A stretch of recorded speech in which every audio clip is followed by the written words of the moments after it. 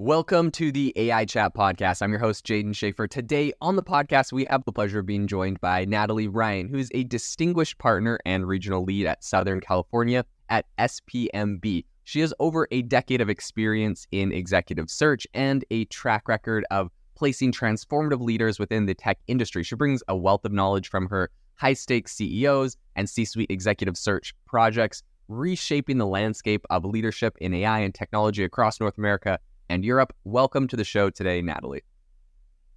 Hi, Jaden. Thanks so much for having me. Super excited to have you on the podcast today. I would love to kind of kick this off by asking you a little bit about your journey, what brought you to where you are today, and was this what you always planned on doing? Is this something that you kind of grew into? Tell us a little bit about your background and your journey. Yeah, absolutely. So I actually graduated from UC Santa Barbara with an English literature major, but my goal was always thinking, how could I leverage my love of writing and just building long-term relationships into a job? Have you ever wanted to start your own podcast? I record and publish podcasts on a platform called Spotify for Podcasters, and I absolutely love it. Essentially, you can upload from your phone or computer, and it distributes to every platform that plays podcasts. They support video podcasts, and you can make money on the platform with ads or even podcast subscriptions, something that has made my life so much easier as a podcaster. So if you're interested, I highly recommend you give it a try. You can download the Spotify for Podcast app, or go to spotify.com/podcasters to get started on your podcast today. And the tech industry was booming at the time, so figured the best place to do that was moving to San Francisco and getting my first job in recruiting. And ever since then, doing more strategic projects over time, figuring out that the place that you wanted to be in recruiting was doing retained executive search. So I worked for a firm for a couple of years before moving into SPMB, which is a fully retained executive search firm focused on technology. My prior firm was focused on helping VC-backed startups build out their teams. And my job was figuring out how we could leverage that work and do leadership searches for them. So first getting my foot in the door, helping to build up that capability at a smaller, more nimble firm, and then took those learnings to one of the best firms in the industry that focuses on technology.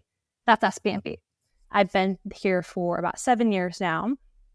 And if you don't know a little bit about them, they're one of the largest retained executive search firms focused on technology. We're 50 years old. So all the way back in the day, we placed John Mortgage, then John Chambers at Cisco, the first CEO and second CEO. And since then, we've been able to still partner with the venture community, building out those portfolio companies' executive teams, also working with some of the largest tech companies in the world, placing executives, as well as PE-backed companies, mostly in the growth stage sector. For my work today, that's mostly going to be focused in the FANG world, helping to bring in GMs, helping to bring in data-oriented VPs, focus folks on AI. In particular, a new trend has been VP of product. And folks who are focused on how do we make sure that we can productize a lot of these capabilities and get those fantastic technologies in the hands of end users, in the hands of enterprises. Additionally, I do a little work on the CEO side, so still working with growth stage businesses, but typically those GMs and larger executives from the FANGs would be well equipped for the CEO positions and vice versa. I know that a lot of the larger Googles and the Amazons of the world are actually very interested in bringing in AI CEOs, acqui-hires into the businesses. So we're seeing actually a lot of that happen right now as there's more of a push for innovation and the ability to do it at scale with these businesses. Super, super fascinating. Incredible background, and that's super cool what you guys are working on. I have so many questions about some of the trends you guys are seeing today. With all of that, I feel like you're in a place where you really have your finger on the pulse of what's moving and happening inside of these companies and organizations to really help get the right people in the door. Something I would love to ask you about is, as of course AI has been the big trend, is pushing everything, and beyond just companies being wanting to be perceived as innovative, it directly impacts your stock price. Like we see with Google, what their early AI kerfuffle hurt their stock price pretty bad. So I think people really know that like their bottom line, their stock price, their investors, like this is very important to everyone on every level. What are some of the trends you're seeing? I know you mentioned, bringing in head of product and whatnot. People kind of focused on AI, but yeah, what are some of the trends you're seeing? What are some of the things that people are wanting with this kind of AI shift? How are things changing? Yeah, I think that it's obviously a big hype right now, but people are forgetting that AI has been around for a very, very long time. And I think people are thinking, how do we find someone who can lead these initiatives? If you're at a tech-enabled services company, how do we infuse these technologies into what we're doing for customer service, for better ways to reach more customers faster, those types of things on the back end side.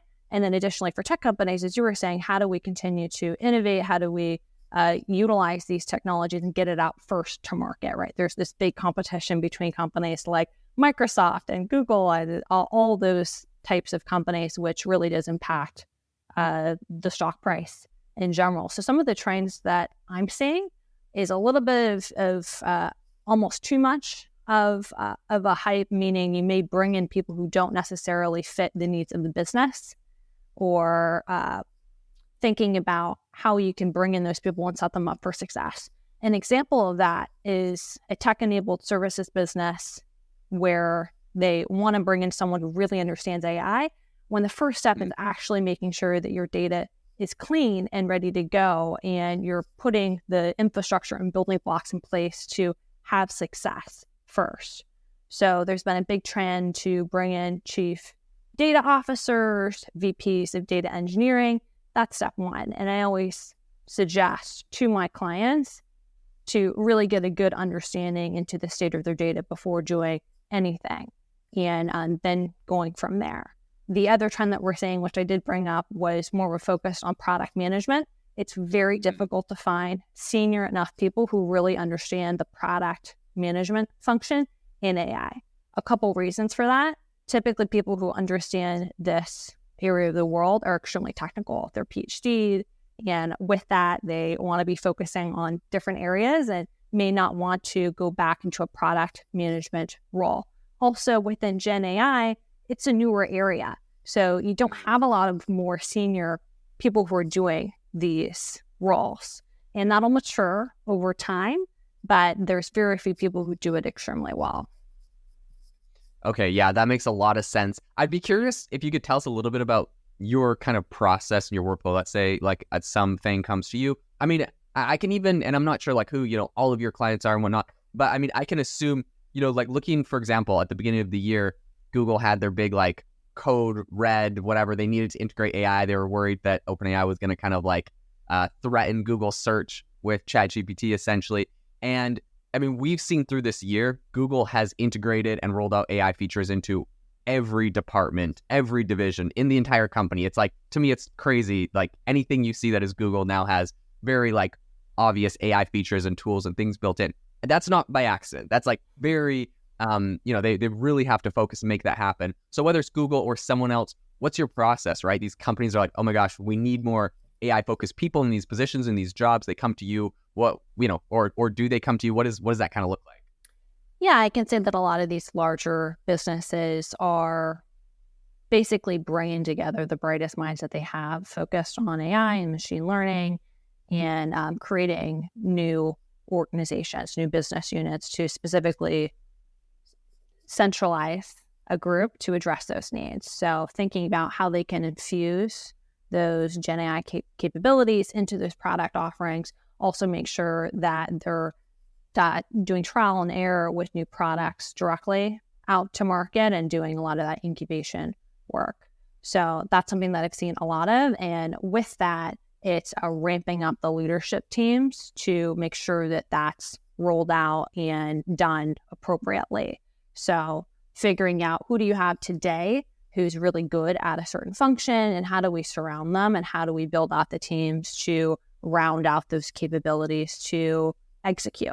So dependent on the organization, they may have a stronger team that's actually in the applied science side, or they may have a stronger piece in the data engineering side. So it depends on where those people are today and pulling in those resources. Okay. Something I'd be like curious to hear your perspective on is like, what's one of the most challenging parts of your job and what you do in this space? Well, there's a lot of challenges in executive search, but it's a ton of fun. You get to meet some of the brightest minds in the industry, which is just fantastic, right? You're getting to network with them and add value with them. I think some of the hardest things is you're sometimes looking for a needle in a haystack, or the opposite. There are 10 people in the world who could do this job. So how can you get them interested? None of these people are looking. They're happy. They have these fantastic jobs. So doing everything in your power to get them in the door. So that's negotiations on both sides, where you're working with their clients saying, like, are you open to doing a coffee with them? Can you sell them? Also on the other side, almost annoyingly so, reaching out, making the connection early and often, and getting warm intros. A lot of my job is figuring out who do you know and getting warm intros to those people. And some of these searches can take a very long time, as you can imagine. Some of them can go quite quickly. Our goal is to get them done as fast as possible, but being a retained executive search, at least at SPMB, means we work on these searches until they're done. It doesn't matter how long they take. So each week you have to think creatively and outside of the box on where we can go. How can we continue to find people? How can we continue to do our job? Which is difficult for maybe people who are used to these quick wins, right? We're in it for the long haul. We want to be your consultative partner solving this greater business problem. And sometimes that can be challenging the hiring manager and the company into, you say you need this. This is what the market is like, and this is what you actually need, and sharing that data.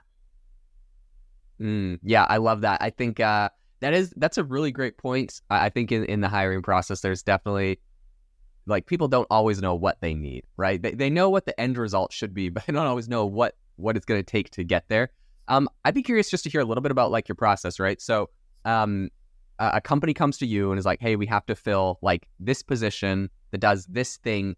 Like, how do you, what's your like process for going and finding like the perfect candidate? Is it just like you go on LinkedIn and try to find people that have done similar jobs at other companies, or like, how does that whole thing work? Yeah, I know executive search can be a little bit of a black box for people who are on the outside. So let me give you a little bit of a glimpse into the way that we do things, which may be a little bit different than some of the other firms. So for any project that I work on, we have a team. There's a head of research who is basically looking at different companies, market mapping, figuring out what organizations have gone through a similar transformation or have a similar product that would be relevant for us in those companies. Who were the executives that actually did what we need this person to do? And then pressure checking into whether the person who actually did it, who were their peers, how are they structured, those types of things. So there's a lot of back-end research that we use to fuel what we do. Another person who's helping with phone outreach, just making sure that in the 200 to 300 to sometimes more people that we reach out to, we're finding the best people and backing into the problem. There's a project lead who's myself, so we're doing those deep dives. We're spending over an hour and a half with these candidates before they even enter the interview process. And then, of course, helping make sure that there's a fantastic candidate experience, client experience, making sure that we can get an offer that's signed at the end of the day with happy long-term relationships and a long-term hire. The third would be someone who's doing the coordination, so figuring out how can we schedule interviews and have a really tight process. So it's a little bit of a tiger team. And for my work, I only work on 4 searches at a time. That's my max. So we go very deep, very fast, figuring out how we can get this person in the door as quickly as possible. So we use something called the 4x4 method, which means by the 4th week of the search, if not earlier, we have 4 people who are spending time with the candidate, the client, who are going through, and our goal is making sure that we have 4 people in the wings who we can slot in based on the interview feedback. And hopefully within 90 days, sometimes again, they can go much longer, we have a select group of finalists, and you're basically making a selection based on culture fit and small, minute details. And that engine continues to go until the search is done. So we always have backups. We're always curating and getting closer to our bullseye based on that feedback, based on more data that we get, based on all the things that may arise during the interview process. So that's a little bit of the cadence. We also use something called Thrive, which is an interactive database where our clients can go in, see candidate assessments, those types of things, and you have full visibility into the search. Something that might be interesting for this podcast too is we use that to basically build out our own search capabilities to find these people quickly, because we've been around for 50 years. So we don't just use LinkedIn. In fact, we do the opposite. We know all the searches that we've done that are relevant, who we talk to. We have specific details on what they did, and we leverage that to make sure that we know these people. We're not just looking at a blank page. Okay. I love that. Yeah, I think that context obviously is a really great, additional tool that you have. Something that I'd be curious to ask you about is, what are some of like the most sought after qualities in AI leadership today, right? Everyone's trying to get leadership within the company that has focus in AI for all the new projects they're trying to spin up. What's some of the most sought after qualities in those people? Yeah, I think that the big thing is entrepreneurship. Someone who has that out of the box thinking, someone who's going to have a fresh perspective, someone who's going to be able to move the needle, right? I think that AI in general, everything is moving so rapidly. So you need to be on those trends. You need to really have a boots on the ground perspective into what's going on. So there is that level of cadence. I think the second thing is a very, very strong technical upbringing and background. Even at the executive level, you need to be able to dive in, really understand what's going on, whether that be from a computer science background or from the mathematics background, whatever it may be. You need to be able to really earn the trust of the people that you're leading, and also understand the capabilities, the nuances, and the things that AI can't do, and be able to push back to the clients who say, we want the bells and whistles, but you can't go back to your team and say, we need to build this, when it's just not feasible or possible. So being that connective tissue and glue between those two sides. I love that. Yeah, I think that's super, super important. And those are definitely some important qualities there. I'm wondering, what are some common misconceptions that you might encounter about when you're having like AI conversations with tech executives? What are some common misconceptions you feel like you have or companies have that are coming to you, and how do you kind of address them? Well, I think more broadly in the industry, if you're speaking to a business that maybe is newer in AI, they think that the maturity may be further along than it is. I think another thing to keep in mind is that it's the rapidness of the ability of AI to advance from, let's just say, 0 to 70 in an afternoon is so impressive for what these models can do. But taking that from 70 to 100 takes a lot of work, a lot of minutia.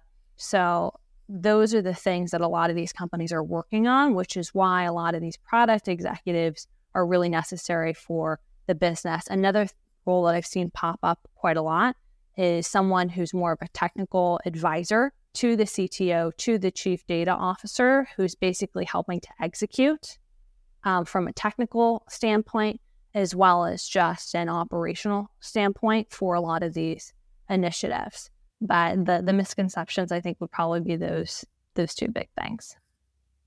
Okay. So I know this question might be a little bit out there, but I would love to ask it anyways and pick your brain on what you think. So let's assume, I really love you bringing up, you guys have a lot of interesting data. You've been doing this for 50 years, like you mentioned. So you have a lot of really good data that can help you in making these decisions beyond what, your average person might have on LinkedIn or whatnot. I'm curious though, like, first off, do you use any AI tools in the course of what you do?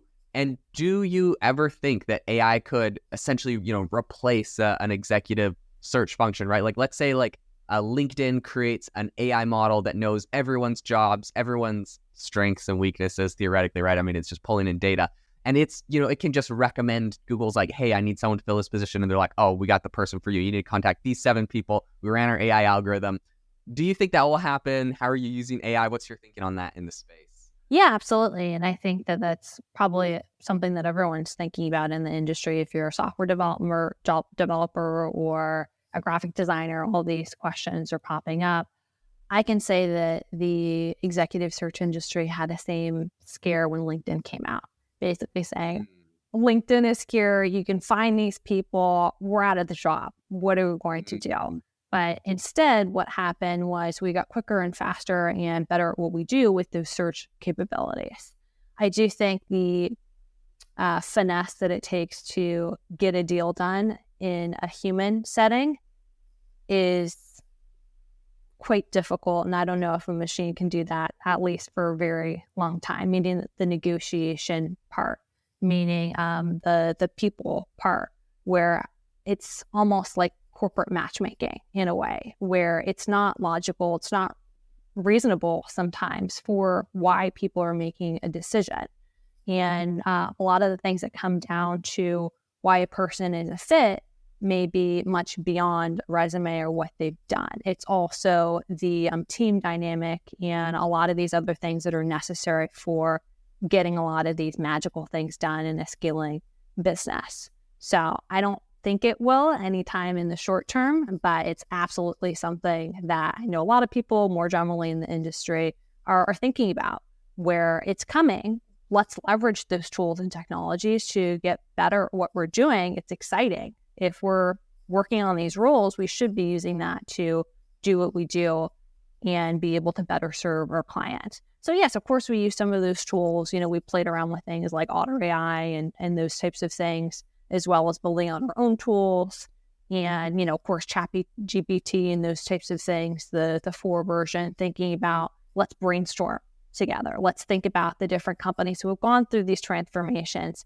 It's not a crutch. It's something that you can use in addition to your research methods, as well as the data that we already have. Yeah, I love that. I think that's a great response and honestly a great framework, because anyone, any job in the world can be thinking similar questions, right? Like, am I going to get replaced by AI? And you really have to kind of look at what the important human elements of what you do are, really lean into those things, leverage the tools that exist, upskill yourself with that. But yeah, I think that's a wonderful response. Natalie, it has been fantastic having you on the show today, getting your insights. If people want to find out more about you and your company and perhaps use your executive search tools, what's the best way for them to do that? Yeah, well, thank you so much for having me today. If anyone is more curious into our services or want to reach out to me directly, you can find me on LinkedIn, which is just Natalie Ryan at SPMB. And then our website is spmb.com. So pretty easy. Wonderful. And to the listener, I will drop a link in the description of the show notes to the website so you can go check that out. Thank you so much for tuning in to the AI Chat podcast today. Make sure to rate us wherever you get your podcasts and have a fantastic rest of your day.